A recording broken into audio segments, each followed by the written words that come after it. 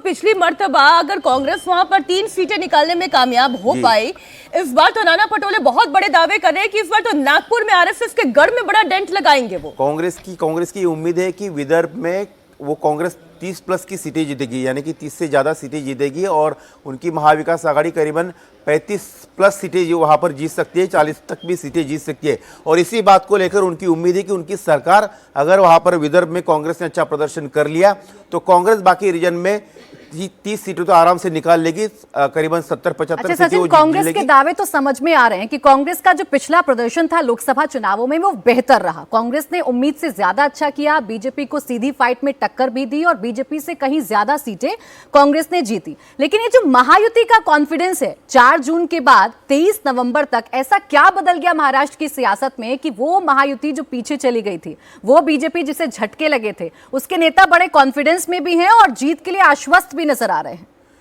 वजह है सबसे बड़ा उनका ट्रम्प कार्ड है लाडली बहन योजना।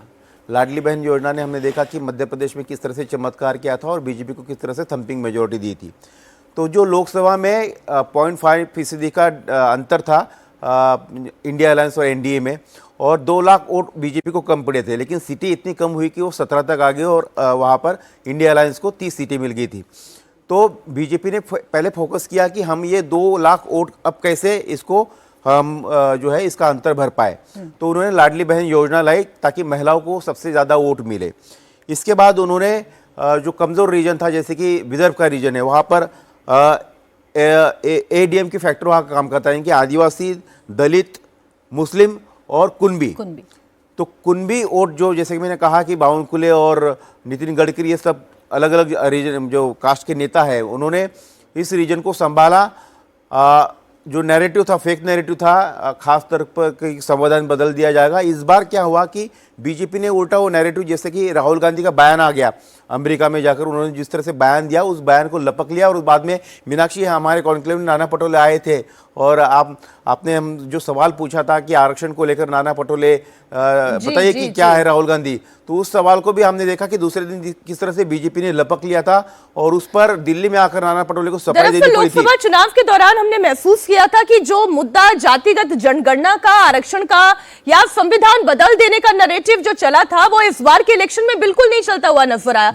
इस बार किसानों का मुद्दा चला, आप मराठवाड़ा विदर्भ के रीजन में आप देख लें, या फिर इस बार कटेंगे बटेंगे वाला नैरेटिव चला। लेकिन अब ये नैरेटिव कामयाब होता है या नहीं, ज्यादा देर का इंतजार और चर्चा करेंगे, लेकिन एक बार दर्शकों को अपना स्क्रीन दिखा देते हैं। जो 0-0 का आंकड़ा आप देख रहे हैं इस वक्त अपनी स्क्रीन पर, आपको बता दें कि जैसे ही घड़ी में 8 बजेंगे वैसे ही ये जो 0-0 का आंकड़ा है ये नंबर्स में तब्दील होना शुरू हो जाएगा।